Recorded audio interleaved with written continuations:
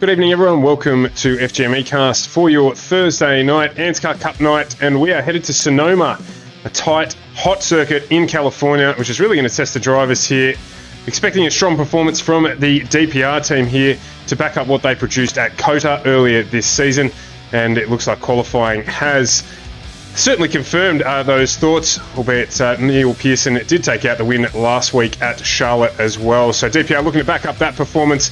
Plenty of quality drivers here who are good on at the circuit who are going to look to stop them. So let's roll the intro. Let's get stuck into tonight. We're going to head straight into the race. So we'll be back with you in a few moments on FGM Ecast.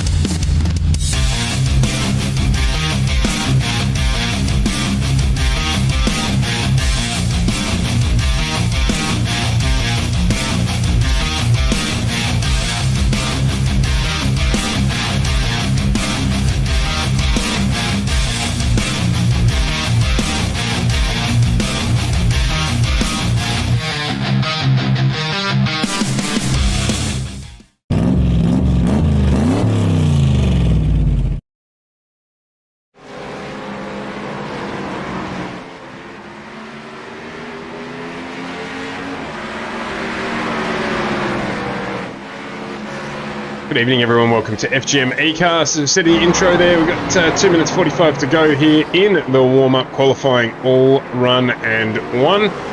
And joined tonight by Carl with you as always. Carl, welcome to another ANZCAR Cup broadcast. Hello, Stuart. Thank you for having me. A pleasure to be here. We are here, of course, at Sonoma, as you said, Sears Point even, up here in the mountains of California. Very, very warm track this evening as well. We're looking at a track temperature of 46 degrees at the moment, so it is very, very hot out there. That's really going to affect these cars. This track is not known for its grip to begin with, so that is going to shake things up a fair bit. Absolutely. Well, we've got you there. Might quickly, if we can, just jump into a recap of the point situation heading into tonight's round. Absolutely. So, point situation, we didn't actually have much change from last time out at Charlotte positions-wise, but the points have changed indeed. Josh Mickle was still up at the front of the championship, 7 points ahead of Michael Skurlock. Neil Pearson in third, 22 points behind. Jason Martin sits fourth, 42 points down on the leader. 55 points down is Danny G, with Matty Raymond in sixth, 90 points behind the leader. 92 points behind in seventh is Hamish Gallagher, with Edward Foster in eighth, 98 behind. We have Luke Trahair in the top 9 with 119 points, and rounding him out tonight is Andrew Dyson in 10th place, 151 points behind the leader, but crucially in 10th place and looking like he might be in good form tonight, so this could be very good for his chances of getting into the chase. Yeah, absolutely. Expecting a strong performance from Andrew Dyson again after he did that back-to-back performance, in fact, at COTA, where he did win the Xfinity race and then followed it up with the Cup round as well. So I think he confirmed as well. He then won the last three ANZCAR races in a row at COTA effectively. So because he took out the trucks also at a time a little earlier on in the year.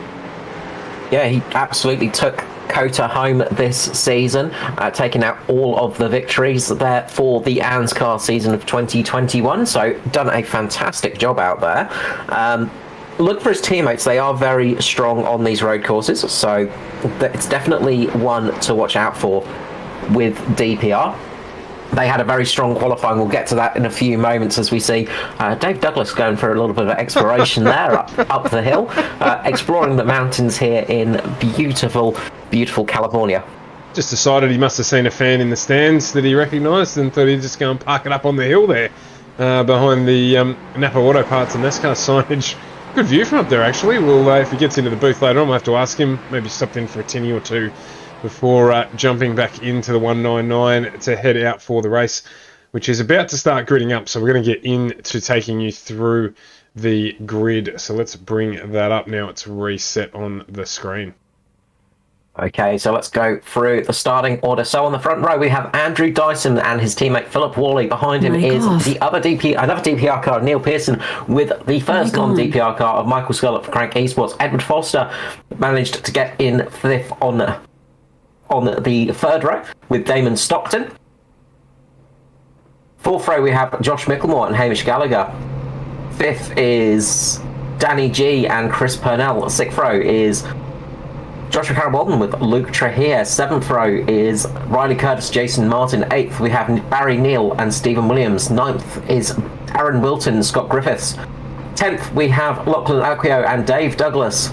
The 11th row is Ruben Phelps with Maddie Raymond. 12th, we have Mirko Dortnack and Norman Clark. 13th is Michael Cracknell and Aidan Schultz. 14th is Justin Witcher and Raymond Yeager, and on the final row is Paul Jackson with Phil Otto towards the back. So it's a DPR sandwich for the whole field at the moment, with Phil at the back and Andrew at the front.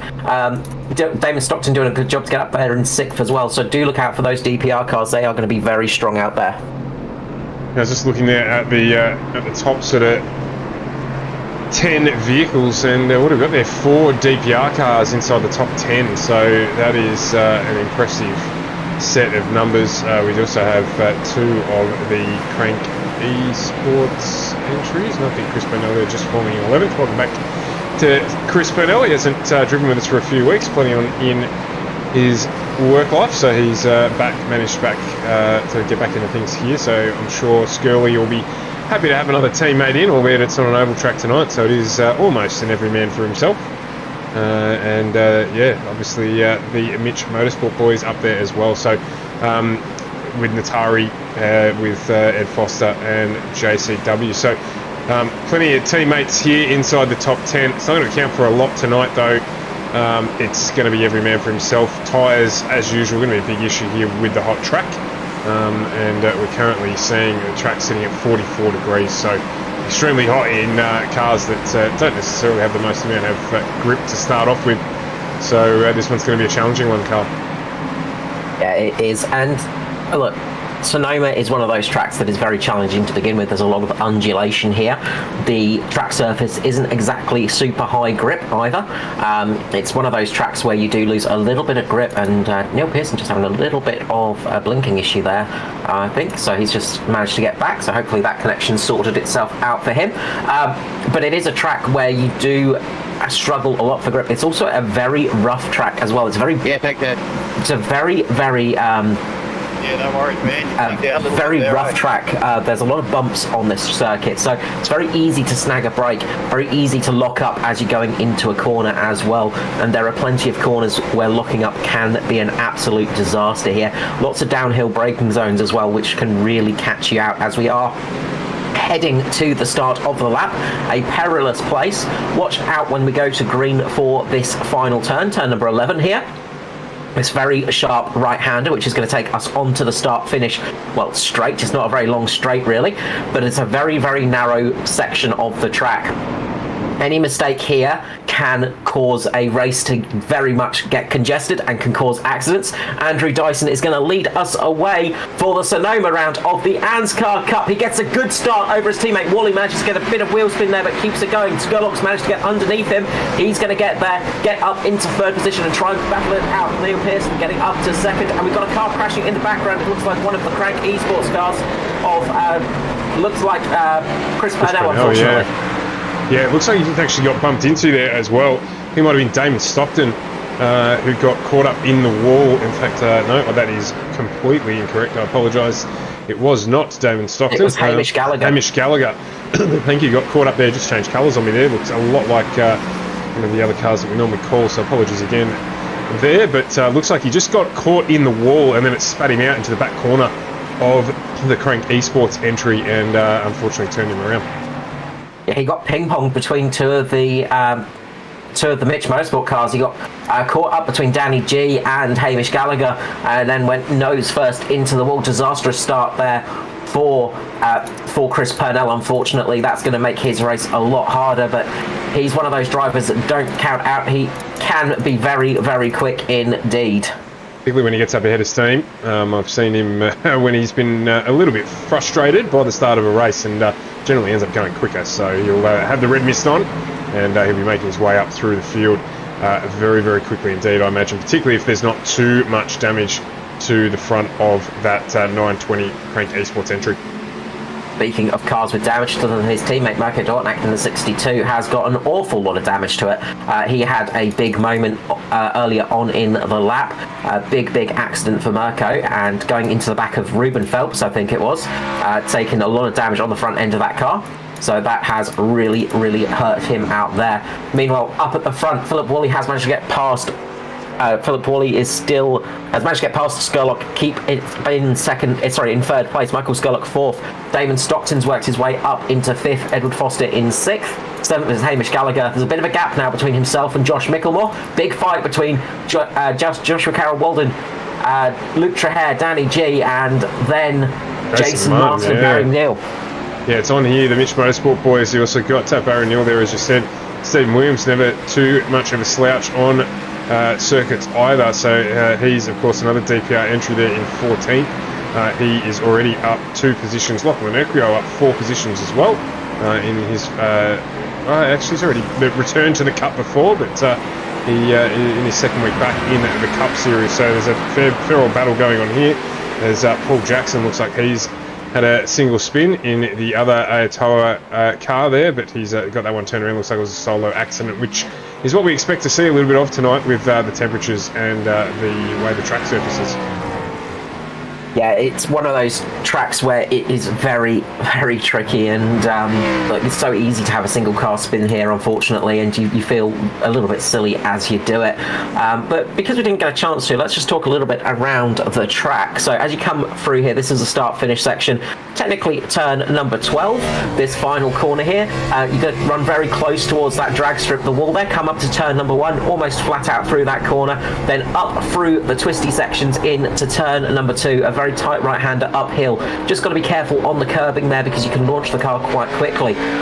Down the dip into turn number 3, left-hander uphill. Up the top of the crest is number 3A. Just catch a bit of that curb, get up the hill nicely. Down towards turn number 4, right-hander downhill. Just be careful of that curb, can unsettle the car and lock a wheel up.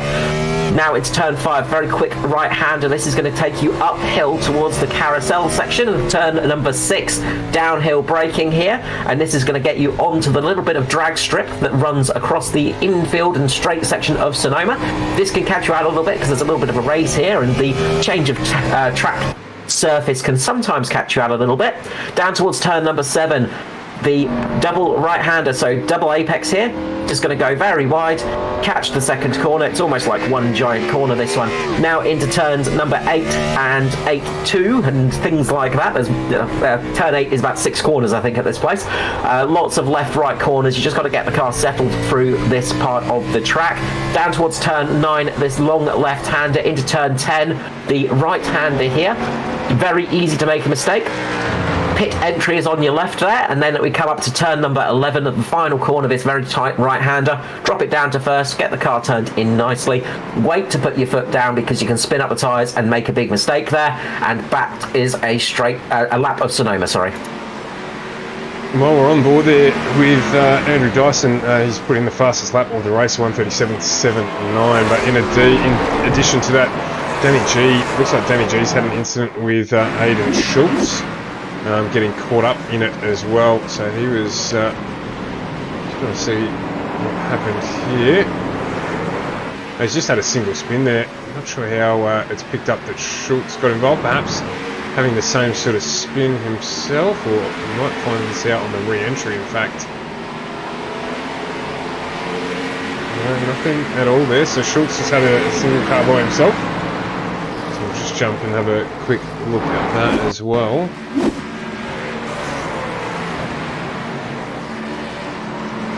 Oh, he's just grabbed a lot of curb there, and that has he's just touched the wall, so that's not going to be terminal, but not ideal at all, because he's going to have to let everyone go by as he does, and then does the off flick spin and gets that one back up and running. And then there was another incident as well involving Barry Neal and Paul Jackson. Yeah, so Barry Neal here just getting tagged by one of the DPR cars. I think that was Stephen Stephen Williams there, just gets caught just on the back there, spins the car around, gets a bit of damage on the front, and then has to wait for a lot of cars to go past, so drops right to the back of the field. It's unfortunate for him as well. So, and we've got one more incident with Steve Williams. So lots of single car incidents here, just while we're trying to catch up with them all. Unfortunately, I'm going to have a few of these single car incidents tonight. Yeah, as I say, similar one there, just locking the brakes up. Oh, and he's just done the old telegraph pole in the driver's door there. So again, not too much damage to that one. He got away with that pretty scot-free. Actually, could have cleaned up through the track, but managed to get away with it as he continue on in the race. Yeah, he was really lucky to actually hit the car where he did. That was right on the roll cage structure rather than anything important. So that's good news for him in that respect. You don't generally want to crash the car, but if you're going to crash the car anywhere, that's probably the best place to do it. Just to touch on what we mentioned earlier about this man, Chris Purnell, already up from second last to 13th in a field of 30 cars, just 3 down from where he started the race. So he's already put in a massive drive to get back up into 13th. Yeah, and there's going to be some damage on that car as well. There's definitely a lot of damage to the front of the vehicle. I think it's mainly going to be, if anything, a little bit of cooling damage, but there could be some damage to that front right suspension as well. So he's driving around it absolutely perfectly and showing that, you know, he's got the speed in the car. The car may not have the speed for him, but he's got the speed for it. He's just going to muscle it around and absolutely get that car up into a position where he wants it to be, whether the car wants to or not. He's not going to get penalised too much for aero at least, but yeah, as you say, cooling could be an issue, particularly with the temperature at the track here. Yeah, luckily air temperature, it's 26 degrees air temperature, so it's not too bad in sort of ambient temperature wise, but those tyres will start screaming out soon as we head onto lap number 6 here at Sonoma. And the big one's going to be those rear tyres. Because of that undulation, because of those off-camber corners, and a lot of those corners that have sort of very annoying sort of sections to them, the rear tyres can spin up a little bit, and it's very easy to overheat them. So a lot of drivers have just got to be careful with those rear tyres, just almost nurse the car around, as I think Luke Trahair just had a big moment in turn number 11 as well, himself and Jason Martin almost getting together, but Luke Trahair just lost the rear of the car, very nearly tagged Jason Martin there. Managed to avoid everybody though, get that car back underway, but now he's battling with Lachlan Urquio. They're the sort of car accidents you want to have in a race car. It's about all she wrote. You don't want to do anything more. Oh, there's a big loose moment there for Philip Worley in the background. Got a little wide on the exit and just grabbed a heap of dirt, and that didn't help at all, but managed to grab hold of it, and no damage done. I'll probably go quicker this lap. The dirt is probably grippier than the actual tarmac at the moment. It's one of those tracks where it kind of feels like that sometimes. So yeah, it's a strange place, Sonoma. As I say, not many people's favourite. I actually quite like it myself, but I'm a strange individual, so don't take that one too seriously with me, because yes, I like strange tracks sometimes. Well, it's technically challenging, this circuit, and I mean, what adds to it, of course, is the car that they're in. So, you know, I think this in a GT3 car or a GTE, like we're talking about in the pre-race, would be quite fun. It's a technically challenging track, and the temperature comes into it as well. But in these, where they've got massive power, tiny tyres, and no downforce, there's, you know, not a lot that is inspiring about trying to manhandle them around a track like this, and I guess that's part of the challenge. It's not just jumping down to Ruben Phelps quickly. He's just made an absolute blinder on Aaron Wilton. Oh, as he just gets a bit loose, and that's going to give Danny G the run there. Those two battling it out. Aaron Wilton again, the hardest car to see on the track with that little bit of slight camo pattern. Makes it so much harder to see that car. But Ruben Phelps giving a good lap there. He managed to get past a fair few cars on that lap and get up a couple of positions. So he's having a relatively good race, but he's having a great battle at the moment. Danny G all over the back of him, as well as we see somebody in pit lane. That was Douglas jumped in the pit lane. And we've also had a bit of an incident with Lachlan Urquio as well, up through the first set of corners. Yeah, it looks like he got tied up here. Sorry, I was just looking back at that car. He got tied up in a crash with Scott Griffiths. I'll bob it back on for you. Yeah, so he sort of got got very wide and then just made contact on that little bit of re-entry with Scott Griffiths there. So unfortunately, this is a track where it is very hard because you can't really stop the car on that dirty surface either. So you can see a lot of accidents here that can result in a big accident happening because if you have a huge moment in some of these corners, you can find yourself all of a sudden on another part of the track. Yeah, well, you could see there that Lockie had everything on full stop and just wasn't able to pull it up, went straight out the other side of the dirt and then came to a stop. So he tried everything he could to keep that one as a single car, but as you say, sometimes he's not quite able to stop. As Danny G's had a single car incident as well, hot on to the trot for the replay button at the moment. So just watching here the 24 down the inside there. And the 24, I should have said the orange car, just watching down the inside there as well. Danny G again, just something innocuous, but enough to trigger an event. Yeah, so very close there. Ruben Phelps is back on the attack on Aaron Wilton into turn number 11. Just see in the background there, Ruben Phelps just taking that title line. He's just going to make this move now and finally get past Wilton. This has been battling for a long time, and this is going to promote Ruben up to P18. He's got Barry Neal to chase down now in that rather second-hand Atari racing car. Unfortunately, a little bit of damage on there, but we have seen damage doesn't necessarily mean you're going to be going slow. Chris Purnell has been showing that all night. He's up in 11th position now, so he's chasing down Jason Martin. There's a bit of a gap between the two, about 4 seconds, but with the current pace, I would say we would see that quite soon. As unfortunately, it also looks like we might have an issue for Josh Micklemore. Not again. Josh Micklemore, looks like his internet has dropped out again. This happened to him last night while he was in a clear lead of the Xfinity race in the Thunder Series, and it looks like unfortunately he may have succumbed to internet issues once more. Yes, as we say in sim racing, the mechanical failure sort of style. Unfortunately for him, it's not been a good couple of nights for Josh Micklemore. He's had some amazing and good pace last night, especially. Tonight he was up there in P8 before that issue. Let's hope that can come back to him. But unfortunately, I think we might be losing Mr. Micklemore from tonight's race. Big shame for him. Yeah, fair to say our equivalent of engine failure. Very much so. It's the closest you can get to an engine failure, other than your computer exploding or something like that, I think, in sim racing. Neither of those things are good, but I'd say I prefer my internet to drop out than my computer catching on fire. Meanwhile, Jason Martin is right on the back of Joshua Carroll Walden at the moment. He is putting the pressure on JCW in the Ansari Autosport car for 8th and 9th position at the moment. There are a few battles up and down the field. It's just trying to keep an eye on which ones are happening and which ones are the most exciting at the moment. Yeah, this one's close. We've also got Griffiths and Cracknell. We'll just pop back to here. Also Steve Williams and Matty Raymond in there. Of course, as we do, Jason Martin, my apologies, starts to try and push a pass on Josh Carroll Walden. And he gets it done there, albeit a little loose on the exit. And Chris Purnell there just lurking in the background as well, as JCW gets away on that one. Martin a little slow out of the turn. Well, I think I said about a lap ago that Chris Purnell was 4 seconds behind this battle. He's no longer 4 seconds behind. He's right on the tail. The two of them having a little bit of fight has been very useful for Chris. He has really caught up to those guys and is doing a good job. Nice to see Michael Cracknell back as well. We mentioned him a little bit before. We hadn't seen him for quite a bit.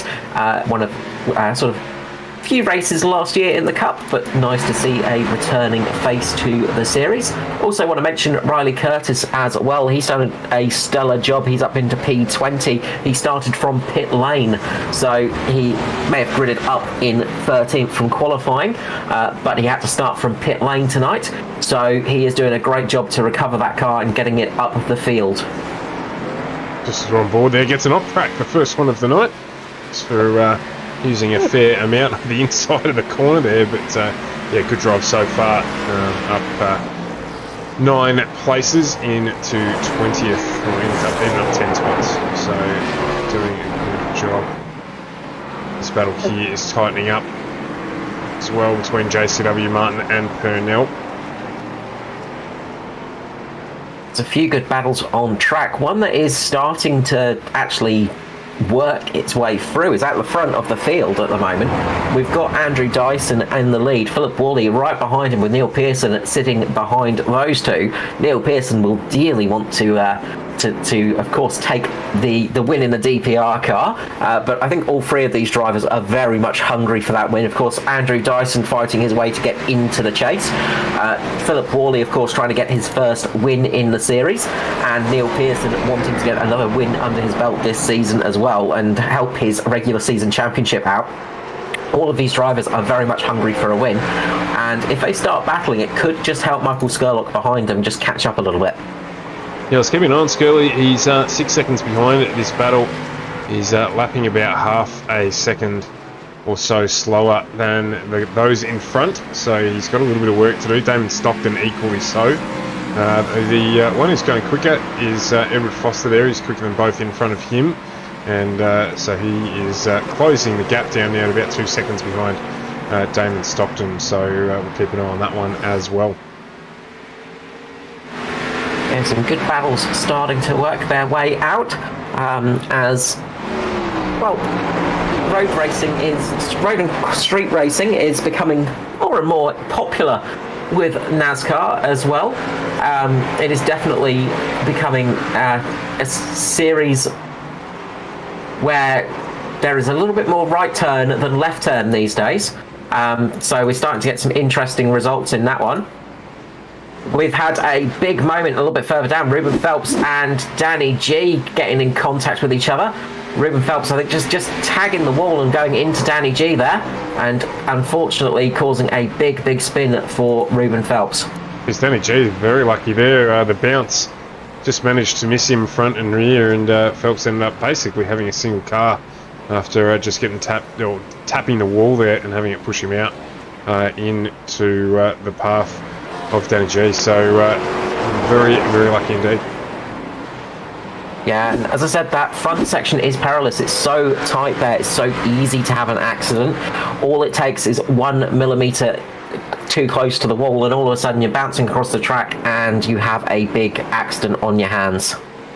We'll just jump back here to the Carol Walden, Martin Purnell trio, who are battling away there. Purnell just getting a little loose off the last corner, so he's just dropped a little bit here, but he had to check up quite a bit as well for Gallagher and Carol Walden and Martin even, and that cost him a little bit of time too, so he'll close back up on this, but plenty of pressure being put onto JCW by Jason Martin, so keep an eye on this one here. Battle at the front stabilised a little bit, just a second between those three drivers. Williams and Griffith still battling away too. That's for positions 13 and 14. And Lachlan Mercury and Riley Curtis as well, starting to throw a bit of mud at one another. So there's plenty going on. We'll try and keep an eye across all of them, but closest here at the moment between Natari, the Mitch Motorsport crew, and the Crank Esports 920. Yeah, it's getting very close between those guys. I think we've also seen the first incident limit reached for one of the drivers tonight, Danny G. I think he's just had to serve a drive-through. So he has had to just quickly serve a drive-through, unfortunately. I think that might have been to do with the little bit of incident with Phelps as well, just catching him out as well. So unfortunate for Danny G there. Has struggling a bit tonight, and he's struggling a bit now, but yeah, it's always unfortunate when you get caught up in an incident like that and it catches you a penalty as well, because you feel a bit robbed sometimes.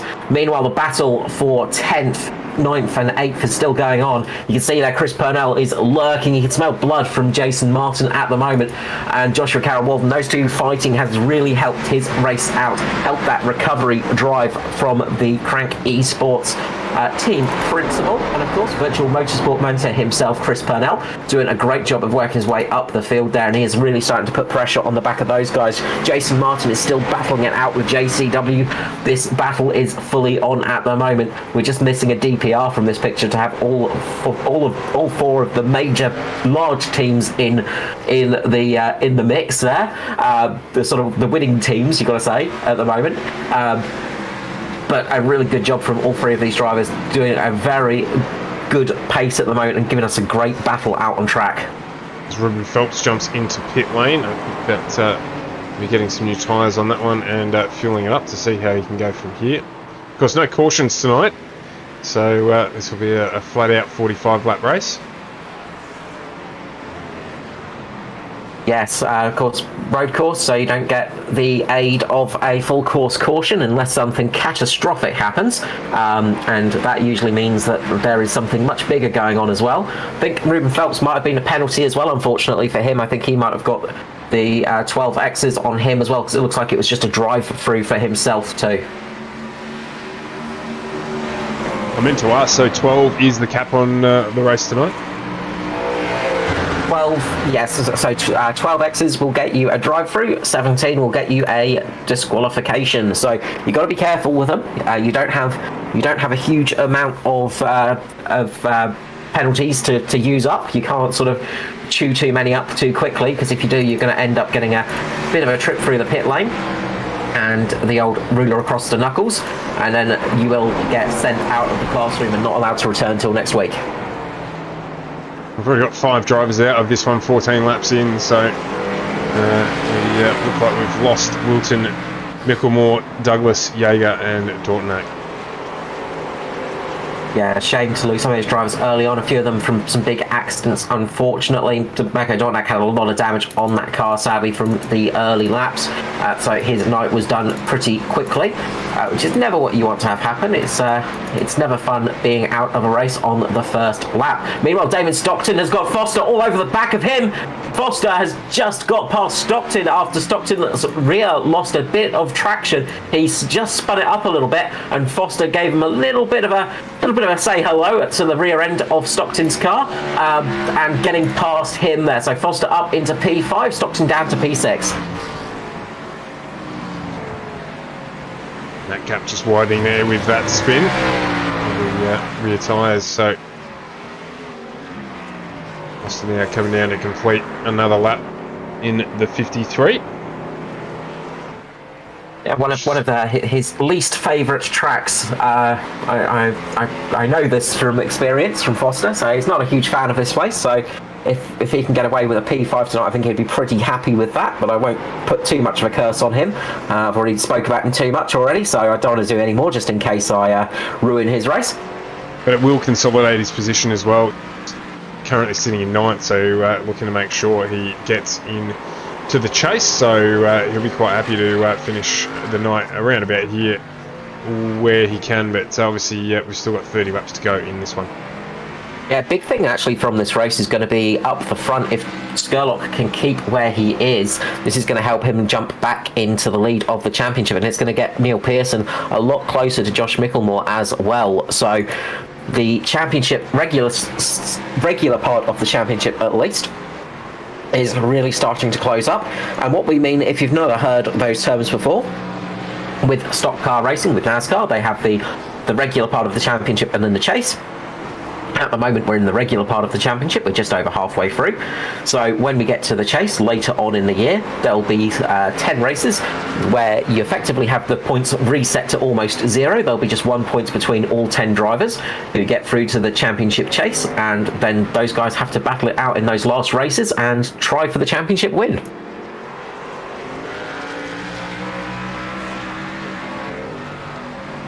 Yeah, because American racing likes to be complicated. I was about to say, it's an interesting system that they run, but it does maintain interest in things at the end of the season, which of course is something that a lot of sports struggle with when it all plateaus at the end of the year, but they have this system here that gets it done a different way, and Damon Stockton jumps in to pit lane. He's probably struggling a bit with those rear tyres. In fact, no, that's a drive-through there as well, so unbelievable. No, it's not. Sorry, my apologies. He's just a lot further up. A lot further up the lane than I was expecting. The pit lane is a bit split up here. So yeah, there is that little bit of a gap because of the corner here. Who is that having a big spin? That's JCW's parked it. He's had a big moment coming through the final corner, through turn 12. He's just gone a bit loose, and all of a sudden that back end stepped out and he's gone crashing into the barrier there. Huge moment for JCW. That is going to be a very tricky one for him. Looks like he was having trouble coming into that corner. He might have just had a little bit of connection issue because he lost the positions because he just banged it into the wall earlier on, and then his car just was not settled, and I think that's him out of the race, unfortunately. He's jumped straight into pit lane there, which doesn't surprise me given where he was situated on the track.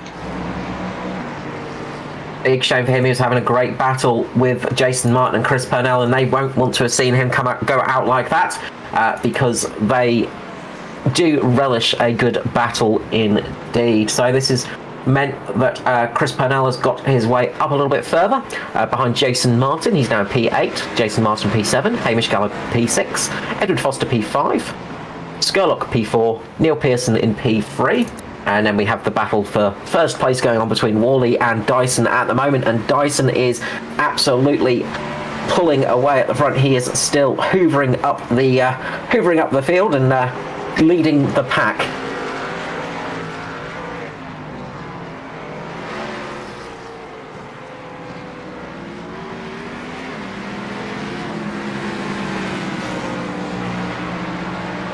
Just having a bit of a look through with... Yeah, I lost it in the numbers here.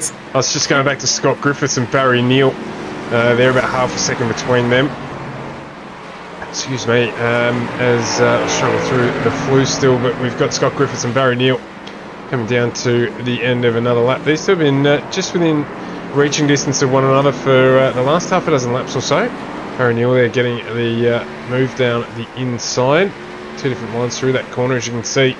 And Neil getting the drive down, and he's taking that position, so he now moves up into 13th. Yeah, working his way up. I'm interested to see what Stockton does because he came in early. It's looking like it's going to be a two-stop for him. So is he going to be the only one trying that strategy? Is everybody else going to stay out there and just try for a single stop tonight? Of course, what this is going to do for Stockton is give him some nice, fresh, sticky tyres. So he's going to have some good pace out there now. He's going to eat up the gap on those guys in front of him and get a good undercut through this pit stop. But he's going to probably have to stop one more time. And... yeah, it's going to be tricky for him to sort of battle it out if everybody's only doing a single stop, because you do lose about 40 odd seconds in pit lane here. Yeah, absolutely. So let's see what comes of the balance of the race. This is the fun part about the road racing strategies, is you never know who's going to try what, and sometimes you can get away with a multiple stop program because that fresh tyre can really make a difference and really change things up. Just Chris Purnell gets the job done here, and Jason Martin moves himself up into 7th position. Really strong recovery from Chris Purnell. It's a shame to see him have that early incident because I would love to have seen the pace he had in that car without any damage on it. It's fast enough with damage on it, you've got to say. Meanwhile, up the front, Andrew Dyson is still battling it out with his teammate Philip Worley. Those two have not abated at all. They're still battling it hard, still putting pressure on each other and still fighting it out. Damon Stockton is the fastest man on track, unsurprisingly. He's just got past Luke Trahere for 9th place as well. But he just set a lap time of 1:38.7, while the leaders were a 1:41.1. So you can see the difference of those fresh tyres now. Very much pace advantage for Stockton as Jason Martin just locks up the tyre there. Yeah, so he's probably pushing. He might have just overdone the tyres a little bit as well, and he's just trying to make it to a number for a pit stop. So see what his strategy develops into as we get further through this one. Well, if Stockton can manage to keep up the pace, he's a fair bit off at the moment. He's got 30 seconds to 30 seconds to gain on Foster to get his original place back, so it's not impossible. With that pace deficit as well, with those fresh tyres, he has got a very good advantage at the moment, so he might make his way up back into those positions on that two-stop strategy. It's just going to be a much harder race for him because he's going to have to work a lot harder for it. Yeah, well, he's currently running about 5 seconds a lap faster than just about everyone in front of him, so you're quite right, but how long will that difference last as well is the other question. So, and he's got to obviously make the pass. So a few things to play out for Stockton, but first of those on the two-stop strategy. Riley Curtis also running that two-stop strategy as well.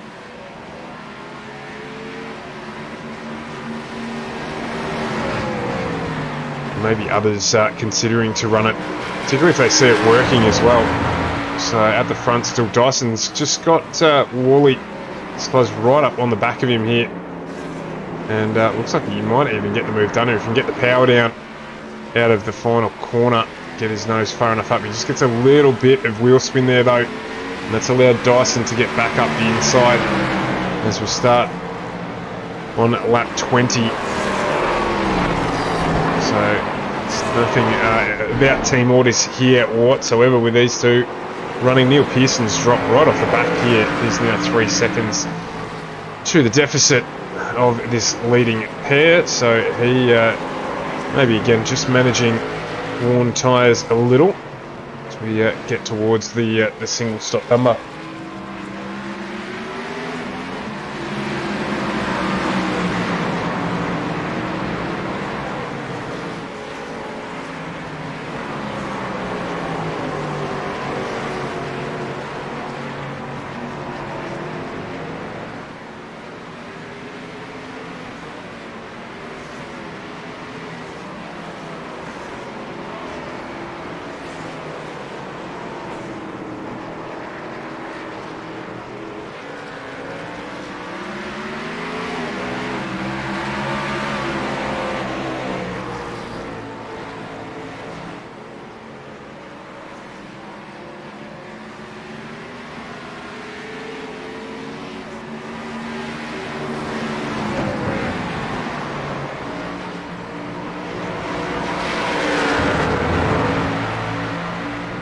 Too sure what was going on there.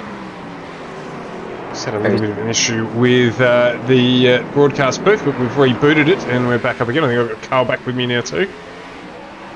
Quick kick of the hamsters in the server wheel. Managed to get things back working, I think. But while we were away from the microphones, Philip Worley has managed to make the move on Andrew Dyson. So the battle for the lead of this race is happening, and Worley has managed to get it. Yeah, nice clean move there from Worley. He almost got it done on the prior lap, but just wasn't quite able to get the drive down out of the final corner, which gave Andrew Dyson the preferred line back into the next corner. And next time around he knew exactly what he was doing and able to get it done quite cleanly. So first change for the lead for tonight.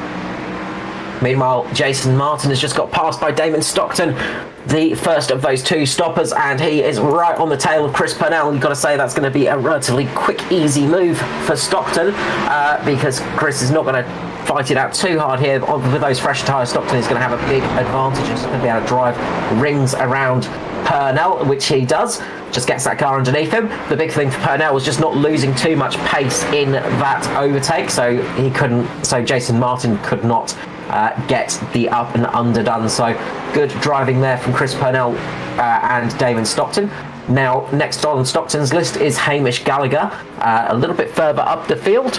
He's currently got a 12-second lead over Stockton.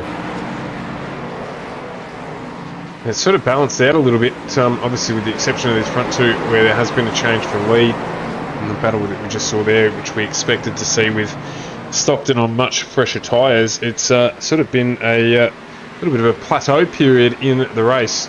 So what will change that up, of course, is when everyone does jump into pit lane, get those fresh boots on and drive the cars to the end. At the moment, just in holding patterns really, until they get there, no one really able to do a lot with the tyres wearing. It makes it very, very tricky indeed, and it's just trying to balance out what's going to be your best option. We've got 24 laps remaining now. We're on lap 22, so we're getting to that point where you might see some of the drivers up the front looking to come into pit lane, just take a little bit of pain on the end of their stint, and Jason Martin is doing that exact thing that I said, so it almost makes it look like I know what I'm talking about sometimes. Jason Martin coming into pit lane right here. He's going to slap on a new pair of boots and try and get the undercut on Chris Purnell. So question is, does Chris Purnell pit next lap? Does he stay out? Luke Traher joining Jason Martin in pit lane as well. So they're going to get a big advantage on those fresh tyres. It's going to help them both an enormous amount, but they then will pay the price a little bit later in the race. Yeah, we saw how much benefit Damon Stockton's got out of doing it, so Chris Purnell will be wise enough to realise that it's in his best interest to jump into pit lane now. This will be the pack that he is going to race with for the rest of the evening, you would assume, just because of the damage on the front of the Crank Esports 920 Tundra there. So in fact that's not a Tundra, it's a Camry, but the damage there on the front of that car will probably mean he's going to end up in that position. But we do have now race leader Phil Worley in, Andrew Dyson in as well. What will Michael Skurlock do?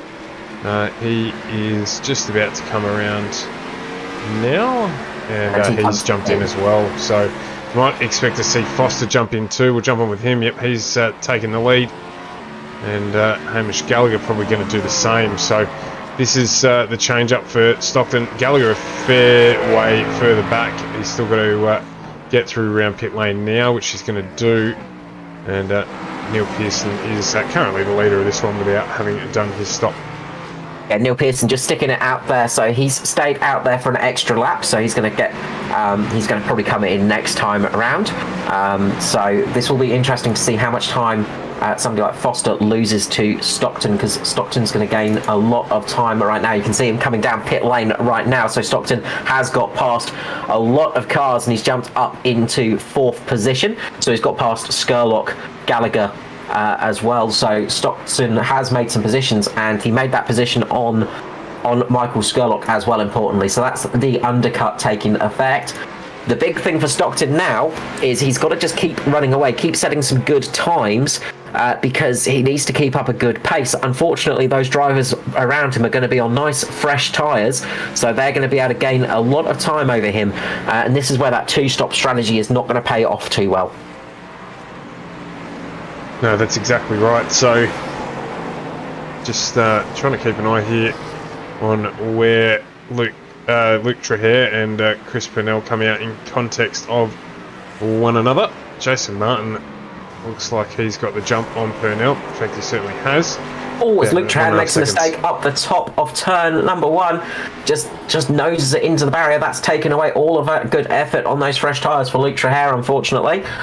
So that's cost him dearly.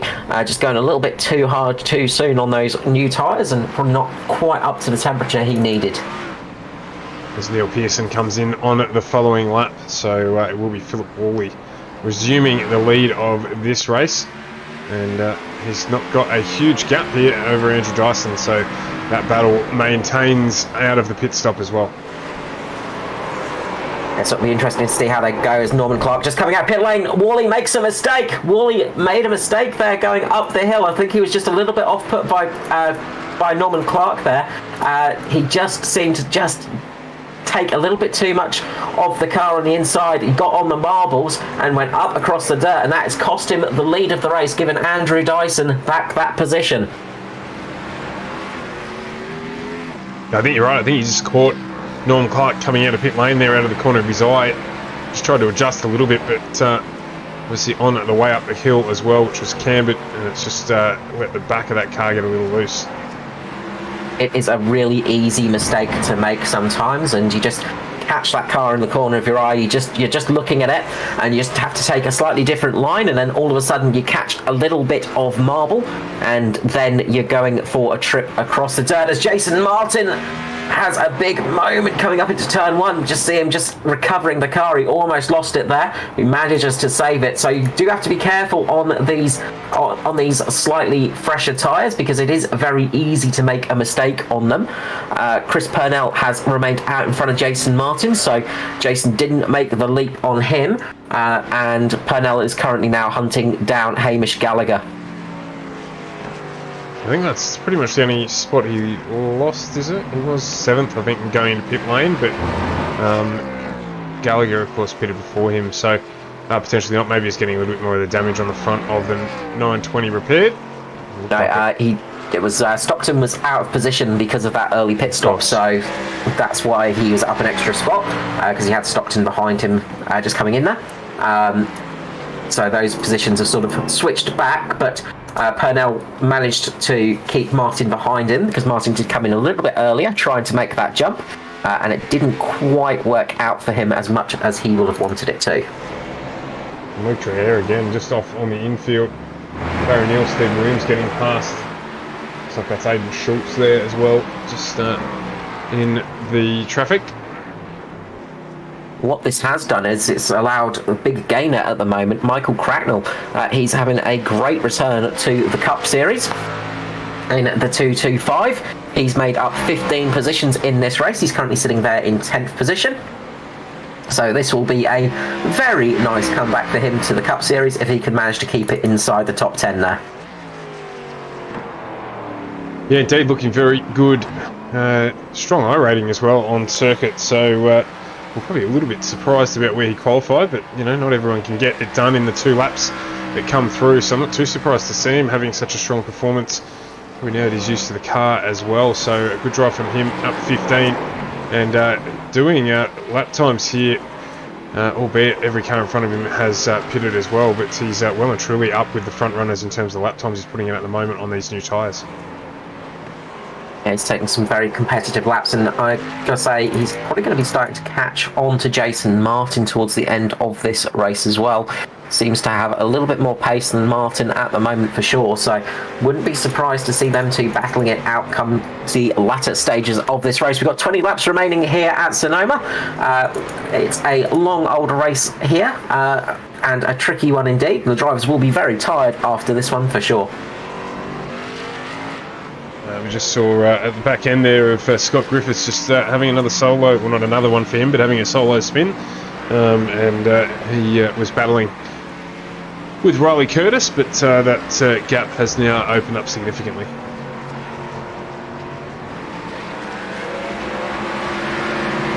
fact, Andrew Dyson now on his way through to put a lap on, so currently lapped every car up to 15th. So I think you were telling me, Carl, last year that every car up to 2nd place was lapped. So Dyson here on his way well and truly towards doing that again to replicate that effort. Yeah, he is trying his best, Dyson, to replicate that effort and get a good race result out of this one. He's got the speed at the moment, and he's definitely showing the pace. All 3 of those DPR cars up at the front at the moment are doing some great laps.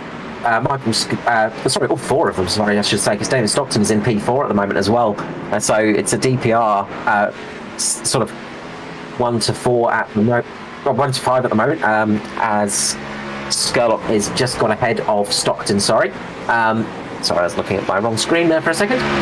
Skurlock is just ruining that complete party for them, but they are having a very strong race at the moment. Skurlock is trying to keep them honest and doing a good job. We've got Edward Foster just a little bit further down in 5th position. He has got Hamish Gallagher behind him, a good 13-second gap between those two.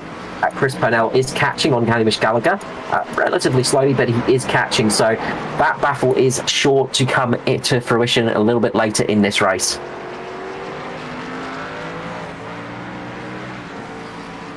I definitely think that is the case. It's going to be a close finish for them. So really, again, the round of pit stops, I expected it to shake things up a little bit, but it's remained status quo. And so with 19 still to go, a sign of that the mistake, Andrew Dyson and Philip Worley still up the front here. Neil Pearson just behind them, and 7 seconds. So not too much has changed in this race so far. Looks like Luke Trehair's about to get lapped as well. In fact, no, that's the 52 there. It looks like Aiden Schultz. So yeah, the front runners here making it look relatively easy. Yeah, they make it look easy. It's not that easy at all. That is one of the things about some of these drivers is they can make these cars look relatively easy to drive, and especially when you're watching on stream, you sort of look at it and you go, yeah, that doesn't look too bad at all. It's not anywhere near as easy as it looks, I'm afraid. If it was, we'd all be doing it, I think. But no, really good show out there tonight. It is such a tricky track to drive on with this car package. The NASCAR series of cars, so the Cup, the Xfinity and the Truck, of course, all of them are very much not suited to a road surface, and they really tend to struggle around Sonoma. It's one of those tracks that is very hard to race around, and it's so easy to make a mistake on as well. There is a lot of very loose dirt very close to the edge of the track, and a lot of curbs that will catch you out very quickly as well.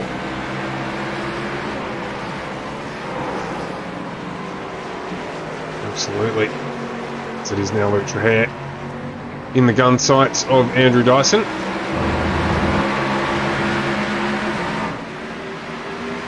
we'll get this done. I think down here Luke won't probably fight too hard, and just makes a little bit of room there. Let's see our front runners Dyson and Worley through. Yeah, there's not much point battling too hard to stay on the lead lap on a track circuit like this, in all honesty, because you're not going to get a full course caution to get a lucky dog to help you out. Meanwhile, Hamish Gallagher has got Chris Purnell all over the back of him at the moment. He's like a rash on Hamish Gallagher, putting the pressure on. I think Hamish might have made a mistake somewhere, because I think he might have lost a little bit of time to Chris, because that gap was much bigger than I thought it was, a little bit back, but Chris could just be driving much faster than I expected as well, which is also a possibility. Very likely indeed. There's a little bit of damage to the right-hand front corner there, and at the rear of the 13 Hamish Gallagher entry, which Motorsport, of course, has just there. Paul Jackson letting the guys go through as well, so plenty of respect being shown, as is always a good thing in this ANZCAR series. I was about to say this NASCAR series. Put my teeth back in again. But Purnell here just trying to close the gap as much as he can. Of course, battling with a damaged car. Likewise is Hamish Gallagher, so this is actually a good battle for us to keep on here. Closest one on track as Purnell gets really close there on the final corner. Again, he's going to get the drive out. Notice a lot of the drivers just hooking that right-hand rear tyre inside that ripple strip. And it's just helping them get the turn in on the car and enabling them to make sure that they are able to get the drive out of the corner as well. So I noticed that a couple of times with the guys that got the passes done down in that last corner. Yeah, very much so. It's almost like a train track. It hooks you up a little bit. Of course, Hamish Gallagher is the reason that Chris Purnell has all that damage on his car. It was Hamish Gallagher at the start of the race just catching the barrier on that start-finish straight and bouncing into Chris Purnell, who then bounced into Hamish's teammate Danny G. So that is the cause of Gallagher's little bit of damage on the front of his car. So you can see how much of an effort Chris Purnell has done to get back up to that position. He dropped all the way to the back of the grid and has managed to work his way now back up to 7th position. Really strong race from Chris Purnell. It's shame. It's got to say it's a shame to have seen that damage, because you've got to say he's been very quick tonight, and I'm sure he would have relished the chance to have taken it to people like Dyson, Worley and Pearson, as well as his teammates Skurlock and Foster. So perhaps next week, rather than Taylor Swift, Hamish can run the Pinball Wizard style livery on that 13. Yes. It was very much like that. I mean, the Crank Esport cars are a nice sort of shiny silver, so they do look a bit pinballish sometimes. But they're not quite as aerodynamic as a pinball when they got that much damage to them. No, not at all. And the gap here between Stockton and Foster is closing as well. So last time around, Foster was a half a second quicker than Damon Stockton, and that's brought him in. Now it's less than a second, 8/10 at the moment. So just keep an eye on this one now. This is in front of Purnell and Gallagher. Purnell about 15 seconds behind this battle. It is still close up at the front as well, so we'll keep an eye on that.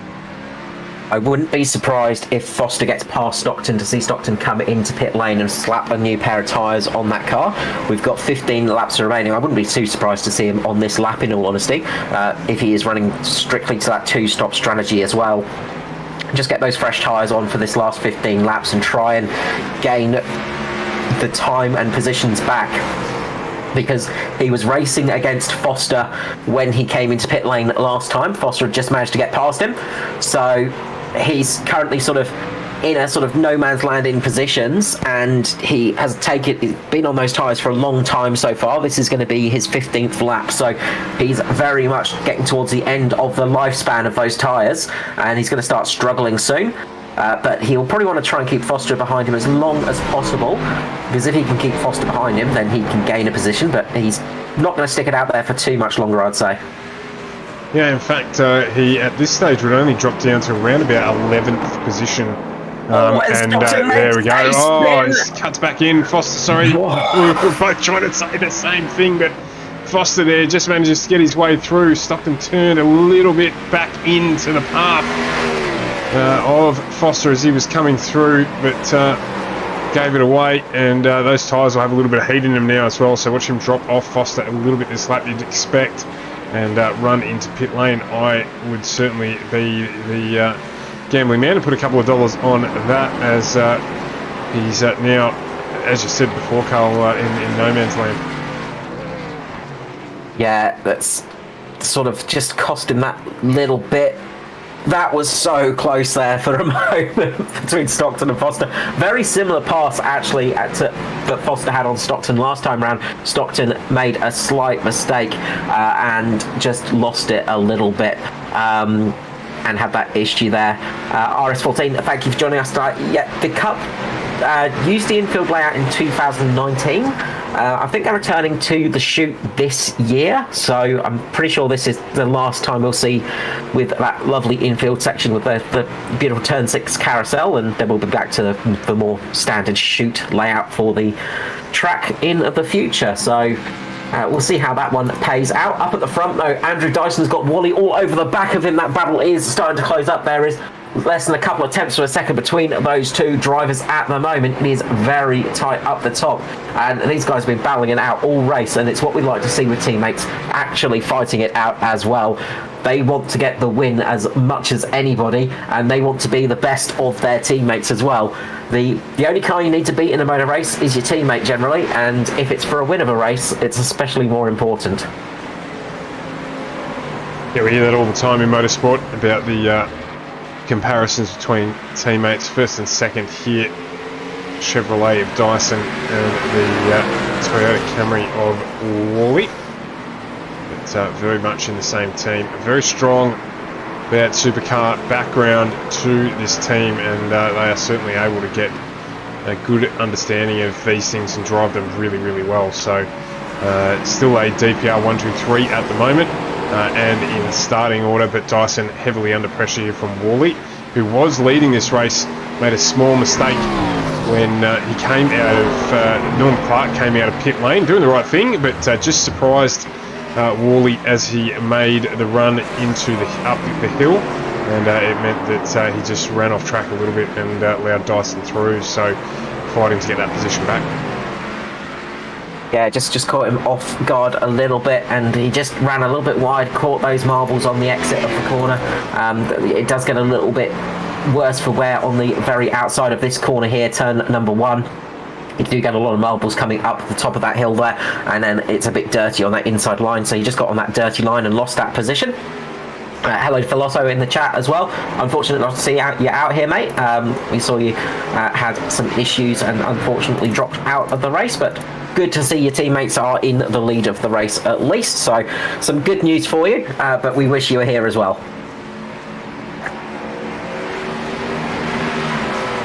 We've got 13 to go. We want as many cars to finish out as we can, so just some bad luck there for Phil Otto, and again for Josh Micklemore, 2 nights in a row. Connectivity issues have taken him out. Unfortunately, or fortunately, he wasn't leading the race tonight when it dropped out as he was last night, so hopefully Josh can get that issue rectified, and we'll see him back here next week in the trucks. We've got a good battle going on between Norman Clark and Raymond Yeager at the moment. Matty Raymond. Too many Raymonds. Matty Raymond just managing to keep it ahead of Norman Clark there in the Atari car.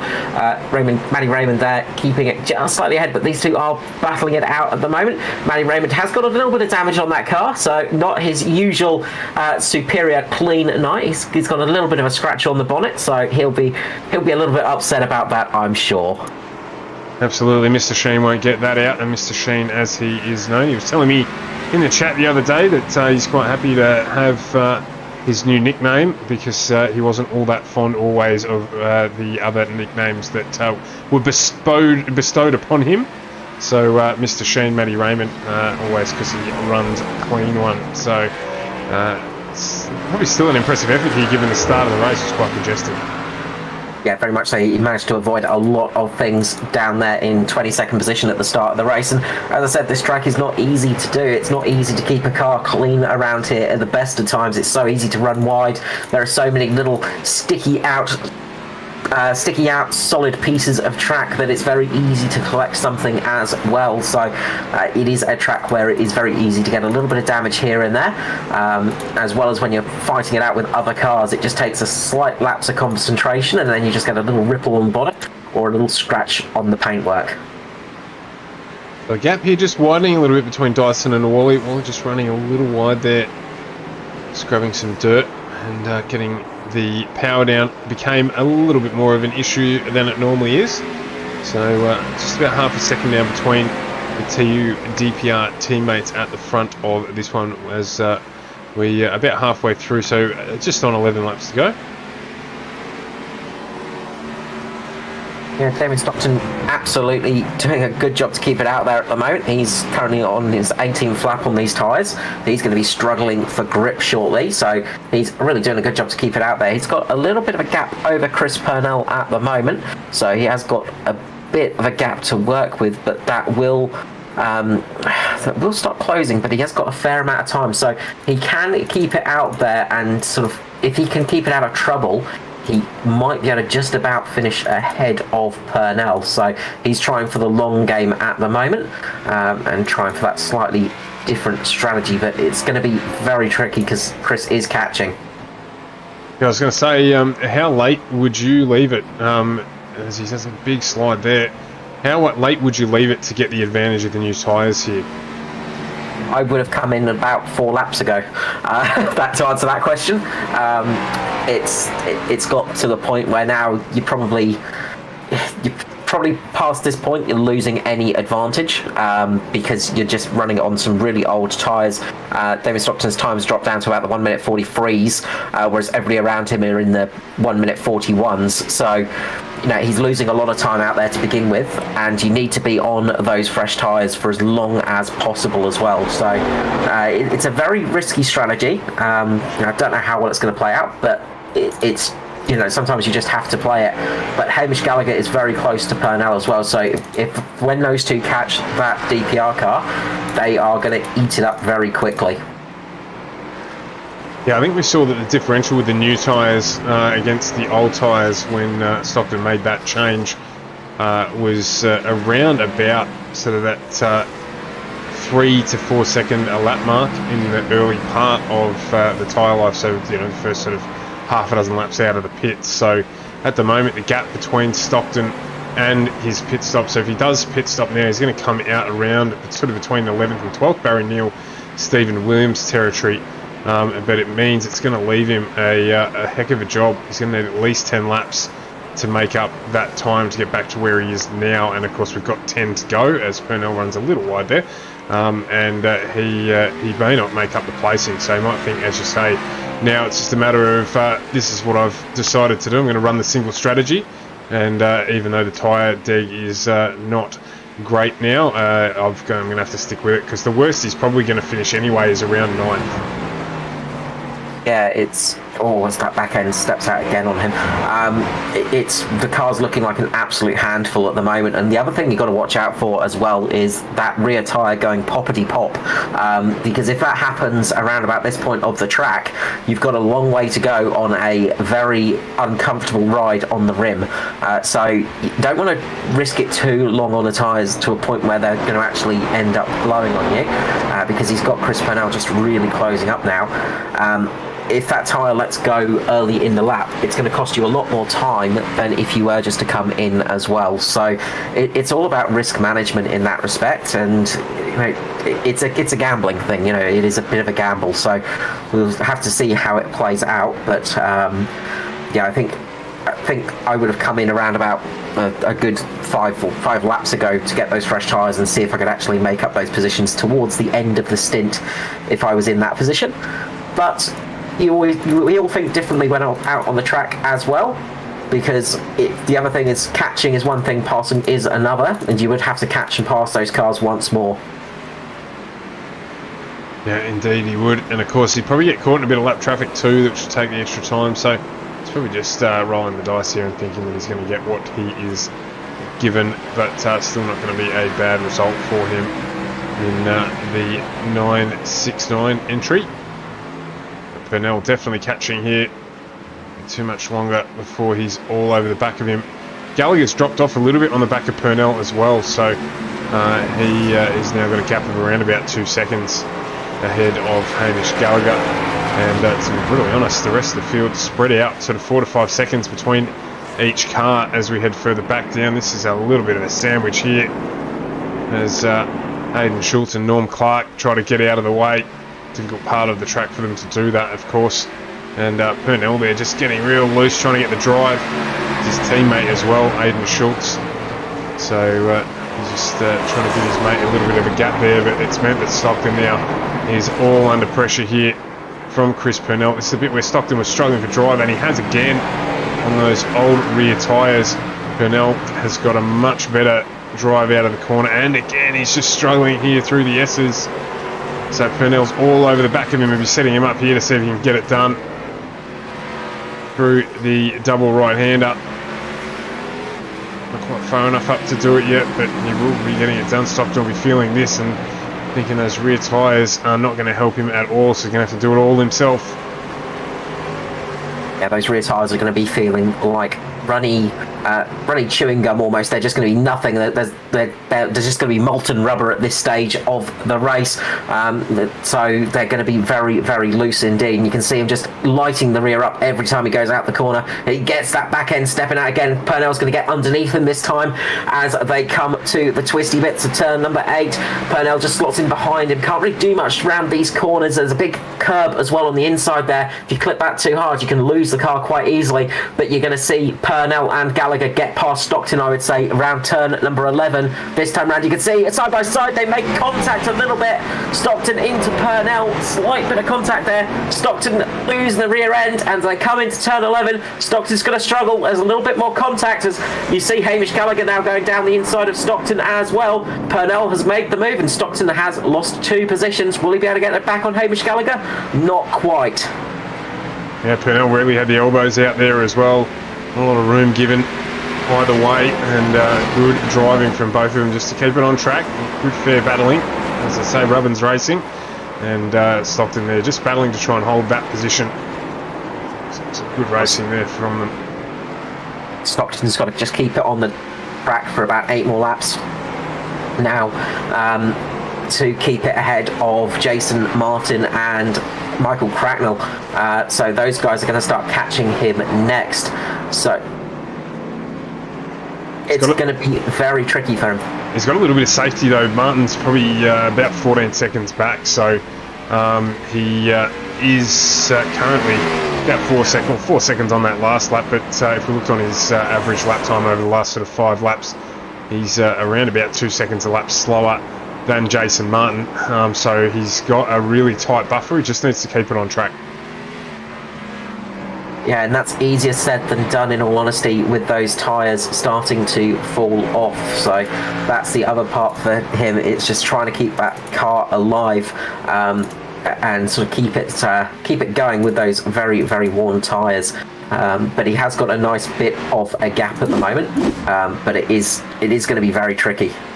Just on board here with Michael Skurlock on the replay, got indication that he has crashed. I think he's just spun it around, just run very, very wide there, giving a very gentle rub to the outside wall, but just not able to pull that 350 entry up, and nothing too much in terms of damage done there, fortunately for Michael Skurlock. Scott Griffiths a little bit of a heart in mouth moment for sure, but yeah, no damage, no foul really. So to give you an idea about the distance between Stockton and Martin, so Martin's just coming out of turn number 11, Stockton's just going into turn number 1. So they've got the start-finish straight between them at the moment, with we're on lap 39 of 45, so we are getting towards the end of this race. It is coming towards us very quickly, but it is going to be very tricky for... I've got to say, if Stockton can keep it in that position, he'll have done very well, because yeah, it is getting very tricky. Meanwhile, there's a bit of a struggle for Chris Purnell at the moment, just fighting off Hamish Gallagher, who had a big snap of oversteer mid-corner, and this has given Gallagher the opportunity to get a bit of a run on Chris right now. Purnell has got a very fast-charging Gallagher all over the back of him, in a much cleaner-looking car, you've got to say, but Purnell doing a great job to find his way back up to that position after that first lap incident. Yeah, it's sort of been the show, the Chris Purnell show tonight. We've had to cover right throughout the field, but always seem to gravitate back to a battle that he is involved with, and Hamish Gallagher and Purnell have been battling out for some portion of the race, including Jason Martin being involved in it, as well as the chase down there on Damon Stockton. So this early pack that had formed is certainly giving us some entertaining racing tonight. Yeah, we've seen some good racing out there, which is what we want to see generally, so thank you a lot to the lads that are racing tonight, making for some good racing. We always enjoy that up here in the booth. It makes our lives a lot easier for sure.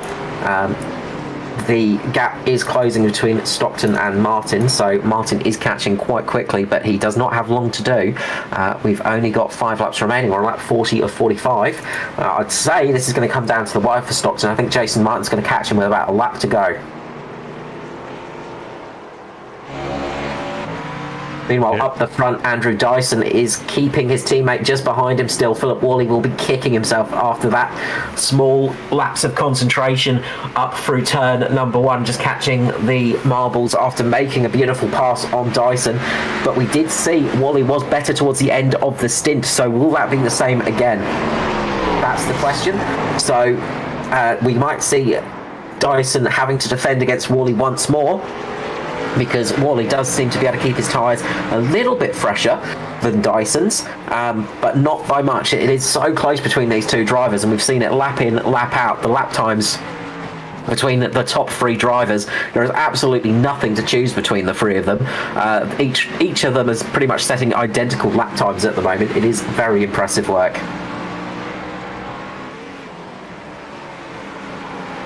And Michael Skurlock has another little bit of a moment into turn 11, and I think Ruben Phelps joined him in that one as well.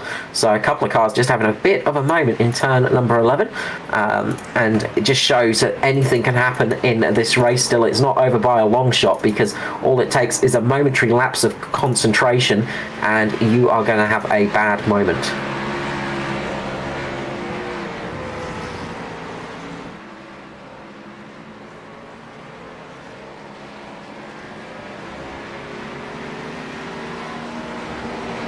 Chris Purnell still battling it out with Hamish Gallagher as well. That pass hasn't happened yet, but they are still nose to tail. But up the front, we've got this great battle going on, and honestly, it's one of those nights where you don't get too much coverage at the front, because there's not been too much action, because they've just been setting some great lap times and just consistent lap times as well. But you've got to say, the DPR boys of Dyson, Worley and Pearson have been putting on an absolute masterclass tonight.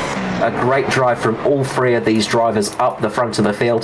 They're currently sitting in their grid order, but it was very different. We've seen a good little battle. Michael Skurlock still sitting in 4th position, with Edward Foster in 5th at the moment. Yeah, I can't believe there's been no change at the front there. Just really, really close driving between those two. Purnell and Gallagher still nice and close together as well. So there'll be a good challenge on there, I reckon, in the last couple of laps as we approach those. Yeah, you've got to say Gallagher is looking very racy at the moment. He's putting on a lot of pressure, so he's really trying to force Purnell into a bit of a mistake. He's wanting to cause that mistake to happen just so he can sort of get that jump done, but it's not currently working for him. Purnell is a crafty driver. He's got a lot of experience under his belt, and he is very, very quick as he gets a big moment of oversteer through the start-finish straight, and this has given Hamish Gallagher the chance to get a little bit closer. Yeah, absolutely. I was just jumping back as well and having a look at this battle here. It had closed up between Danny G and Luke Trahere. This is for 14th and 15th. There's still 3/10 in it there. Both drivers on similar tyre strategies as well, so this is going to be a good close run as well to the finish. Yeah, we've got some good little. There are still some little battles going on out here, and the race is not over by a long shot. It's just knowing where to keep an eye at the moment. That's the hard part, because you never know where that little battle's going to come. Big mention as well to Riley Curtis. He started from pit lane. He's managed to make it back up into 13th position. He qualified 13th. It looks like he might be finishing 13th, but that is definitely not the story of his race. He started in pit lane, so he had to do it the hard way. So he's made up a good amount of positions, starting from 30th position. But the biggest gainer on paper tonight is Michael Cracknell, returning to the series for the first time in quite a long time. They're in 10th position. He's currently made 15 positions in this race. A good drive from him tonight. Yeah, probably going to stay there, I would think. Barry Neal about 6 seconds back behind him. This battle here that is going to happen, as you correctly called, I think, Carl, 3 laps to go. Stockton, 8.5 seconds to the good over Martin and Purnell. This battle here, very much alive. And Purnell just closing the door there as they go across the start-finish line again. So he'll be under pressure for another 3 laps. See if he can hold out for this position in 6th, which is up 4 from his qualifying position, but again, certainly doesn't tell the story of his race. The other one that's still closing down as well is Skurlock and Foster. There's just on 2 seconds between them. I'm just going to note as well, Stevie Williams has had an incident. This looks like a single car incident. Let's jump back and have a look at that quickly. So it just looks like coming out the carousel, he's just maybe put the power on a little bit too early onto that drag strip there, and there's a little bit of change of grip surface there, and all of a sudden that back end has wanted to rotate itself. So unfortunate for Stevie Dubb. It has helped out Riley Curtis though, who's jumped up into 12th position. He's currently chasing Barry Neal as well, so this battle is very close as well for 11th and 12th. As you said, Skurlock was getting caught by Foster by some margin as well. Foster is currently lapping around about a second a lap faster as well, so that battle is heating up as well. We've got 2 laps remaining here as Andrew Dyson and Philip Worley are at the head of the field, but there are many battles all throughout at the moment. And something's happened there as well. There's 4 seconds now between Andrew Dyson and Phil Worley. So Worley's had a moment there, and he is now 4 seconds away. So Dyson in command of this one with 2 laps to go. Well, he's had a little bit of a moment. He had a little bit of a moment just coming into turn 11. The back end stepped out a tiny bit. But it's more so that Andrew Dyson has just turned on the fast mode. Himself and Neil Pearson have just turned the car into hyperspeed mode, dropping the car back into the 1 minute 40-second lap time. That's some 2 seconds faster than pretty much the rest of the field at the moment. So that has made up Dyson a huge amount of time and really helped his race out. I wonder why he just suddenly turned that on now. Rather than just opening up a nice comfortable gap at the front of the pack. We might just ask him about that when we see him in the booth after the race. I'm sure we'll get a chance to do that. I think they were just holding a little bit back for the end of this race, just holding a little bit in reserve for the tyre life and things like that, because just seeing how they can go, and this being the final lap of the race, they can use up as much tyre as they want. Andrew Dyson is going to make one last rotation around the track.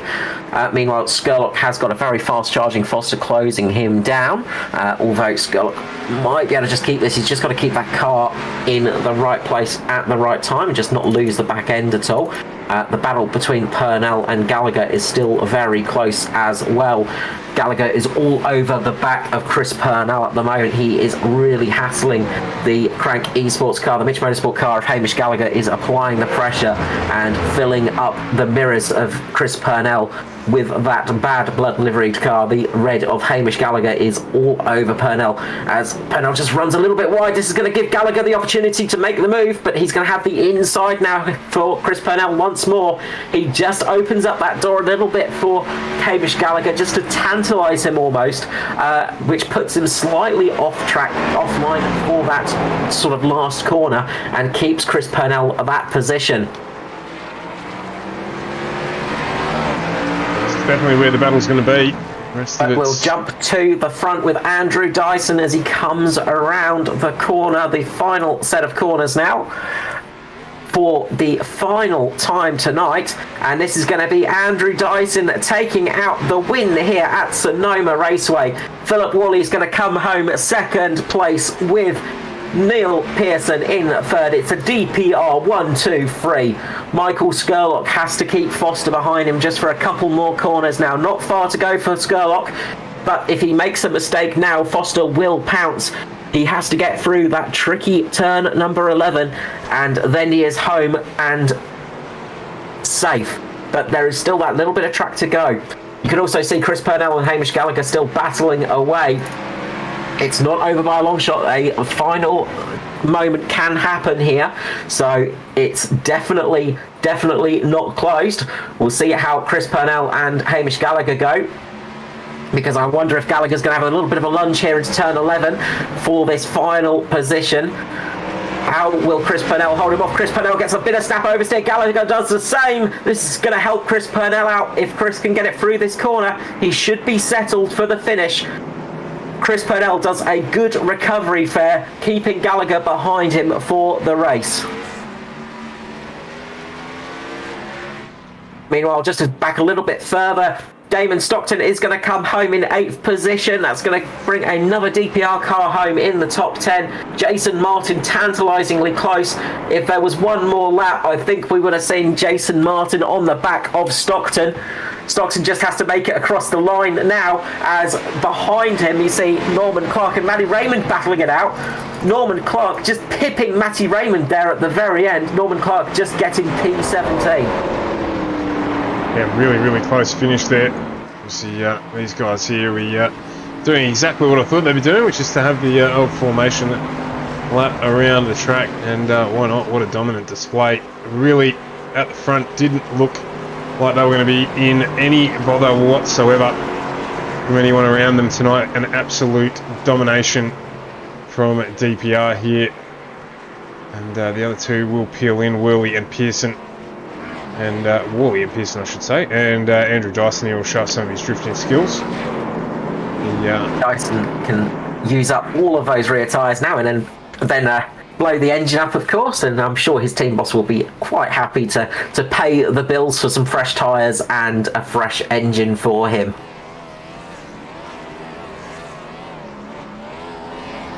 Well, it's a good race. The battles right throughout the pack as well. So we saw a good run from Edward Foster. He had a battle throughout with Damon Stockton as well. Obviously Chris Purnell with his resurgence up through the pack from second last to finish in 6th.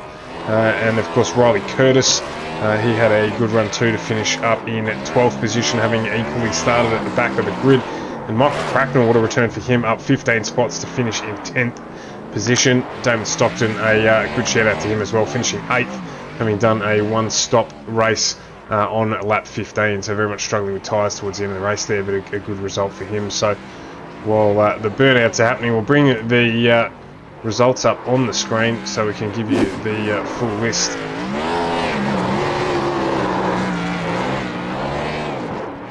Yeah, very much so. So, as we say, Andrew Dyson taking out the win, Philip Worley second, Neil Pearson third, with Michael Scullock in fourth. Fifth was Edward Foster, Chris Pennell in sixth. Seventh, Hamish Gallagher, Damon Stockton in eighth.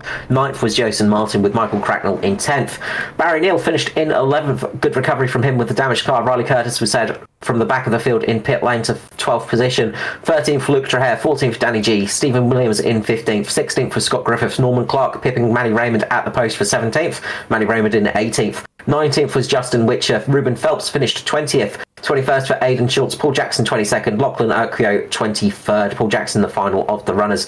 Lachlan Urquio, Joshua Carroll Walden, Phil Otto, Aaron Wilton, Josh Micklemore, Dave Douglas, Raymond Yeager and Mirko Dornak all unfortunately not finishing at the back of the field.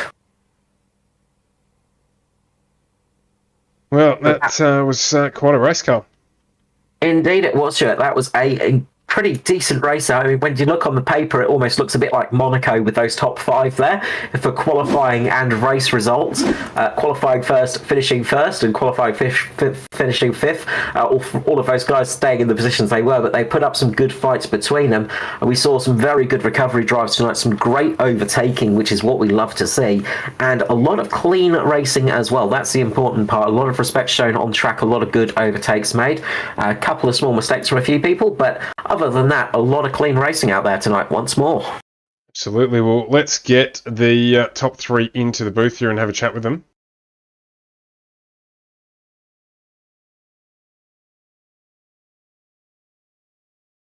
As we bring them down, we will start up with our third place finisher. I'll say for DPR for everybody tonight, because Neil Pearson finished in third place. Congratulations on that P3, Neil. Thank you very much, guys. I imagine you're smiling a little bit from that race result, Neil. I am. I'm pretty happy with third, and also to be as close to King of Coda and PJ, it's pretty good. Absolutely, it's a good result for you, and another great result for the team. The second 1, 2, 3 for the team as well this season. Some great results from you guys on the road racing as well. Obviously, you generally don't want to finish third. You want to finish ahead of your teammates and get the wins and things like that. But finishing third to your teammates must make you slightly happier. Yeah, it's I had all the championship rivals behind me, which is a plus. Shame that Micklemore had internet issues, which is disappointing for him. But yeah, just to finish third to those guys is pretty good. I'm happy with the result.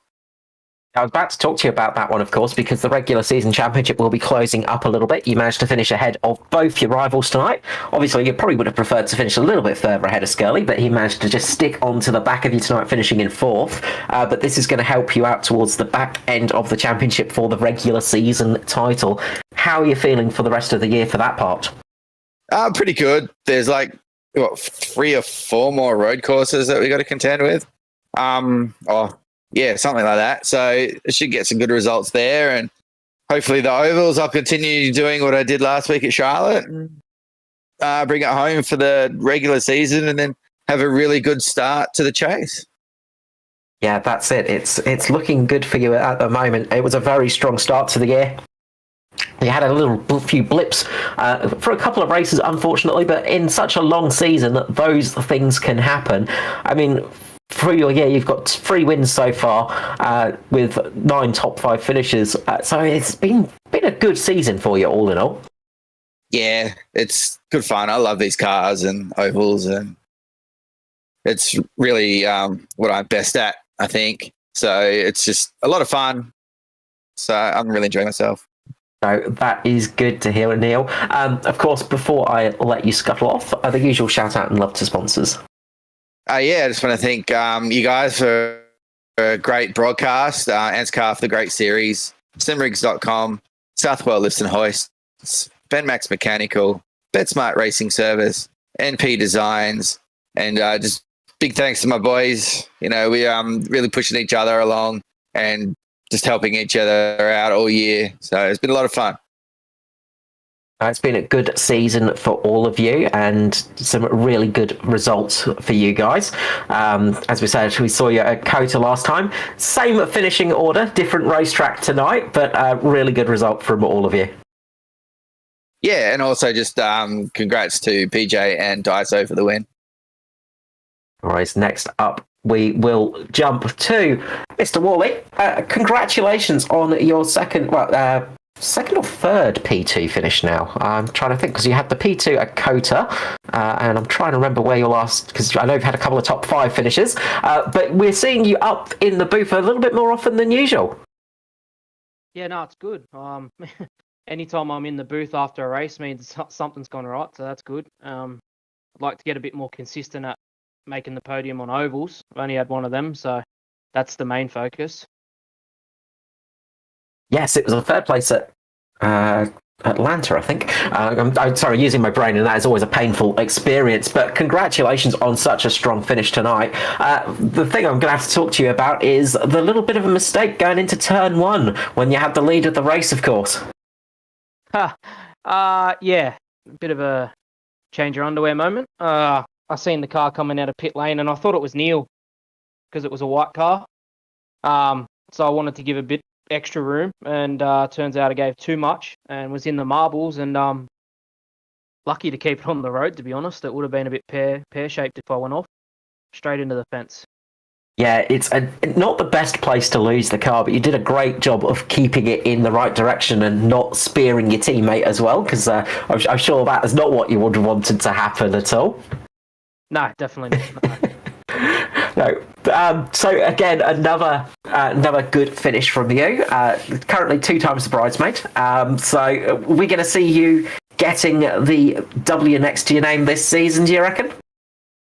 Oh, I'd like to think so. I mean, there's no team orders here, so if Daiso's quicker, then that's, it is what it is. I was pushing on pretty hard tonight, and in that last stint, probably fried the rears off it a bit too early in the stint compared to the first one. So, that hindered me at the end. But look, I'm happy to keep coming second or even third if Neil needs the second for points, because they're running for the chase and I'm not. So it's, while the individual accolades are good, it's more of a team thing getting the podium lockout.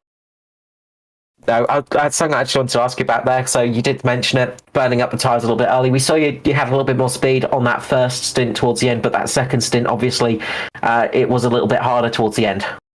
Yeah, so the first stint, I didn't get a great jump off the line, and Neil got me, so I just really looked after him for the first few laps, and then once I got Neil, I was able to press on and catch Daiso, and he must have used them up a bit early, but he just did exactly what I did to him in the first stint and was too good at the end, so congrats to him.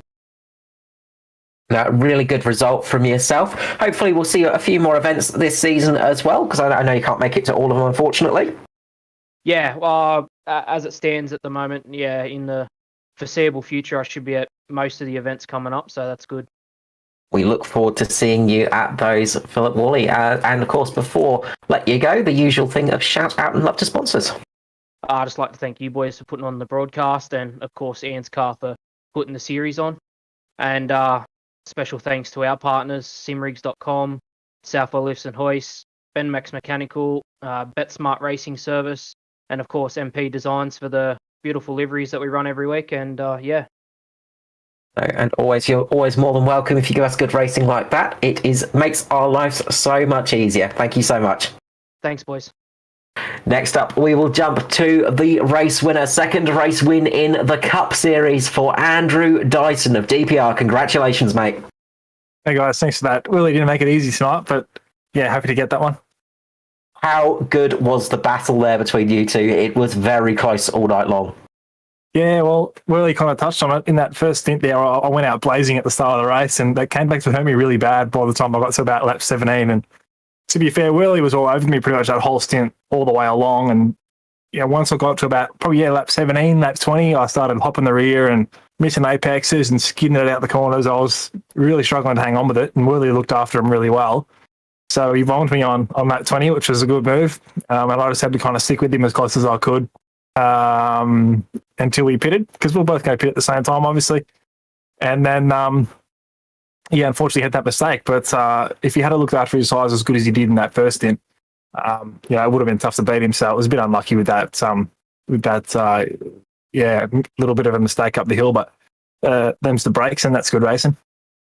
Well, that is it. So it just takes a slight mistake, and that can cost you that race win. But it worked well for you, of course. But saying that, you weren't lacking speed towards the end of that stint there. We saw you pull out a good 6 seconds gap over your teammate, and you were setting lap times around about 4 or 5 tenths quicker than everybody else as well. So did you have something left in reserve there towards the end? Probably not. That was as fast as I could go at the end of the race. But throughout that second stint, I knew that I had to do a much better job of looking after the tyres, going by what happened in the first stint at the start of the race there. So I focused on that as much as I could. And again, Willie was all over me. He was having a good dip at trying to get back to the lead.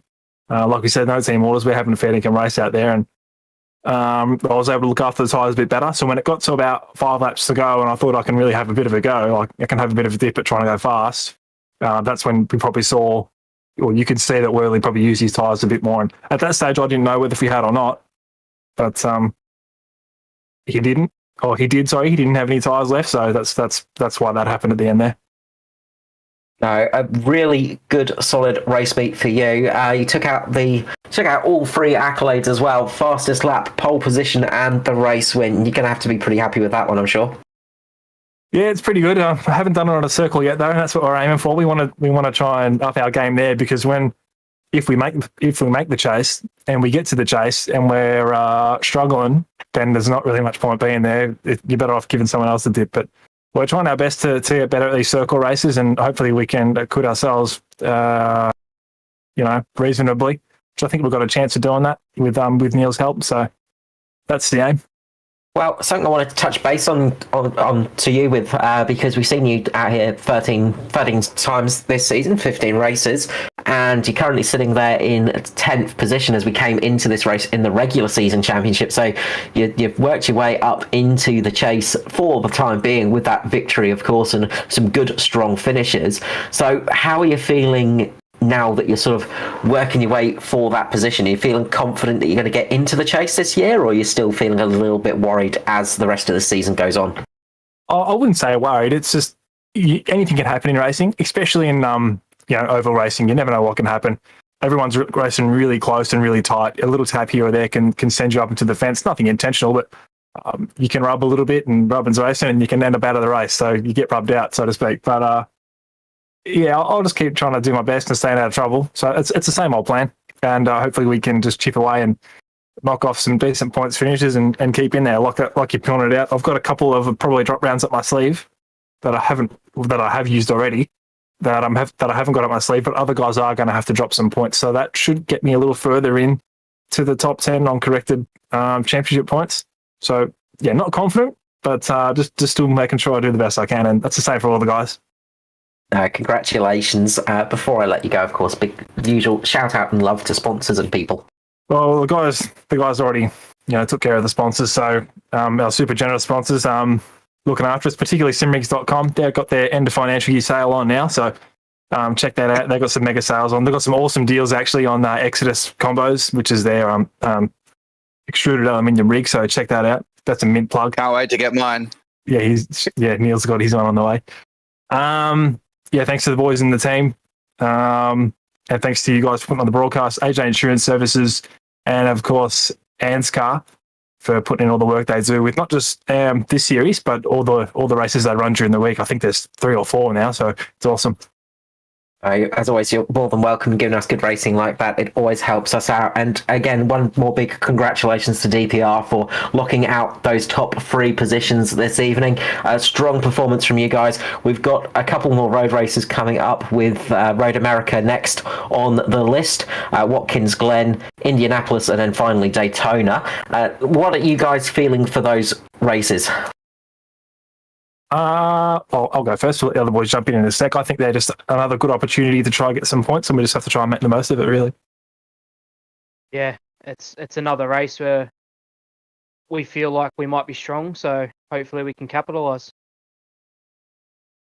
Yeah, pretty much as the other guy said, just hopefully we can just keep doing what we're doing and bring the points in.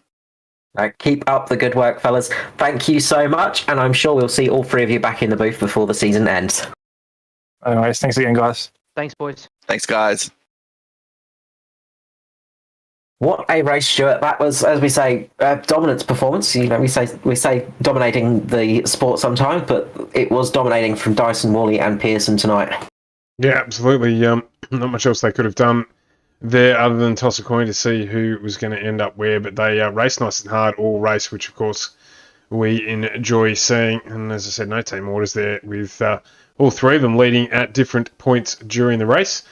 But Andrew Dyson just managed to get home there in the end, and very modest as well. He clearly doesn't remember that minute 40 lap he put in with 2 laps to go, just to turn the wick up a bit and open up the gap to Worley behind him. He drove magnificently there at the end of the race, so a good result for him. And as he says, very, very strong here on the circuits, but need to continue to translate that into some good results on the oval if they're ever going to take out the chase. So no doubt with the amount of work these guys put in, and they're on the sim basically every night, they'll get quicker and quicker at oval, very, very quickly indeed.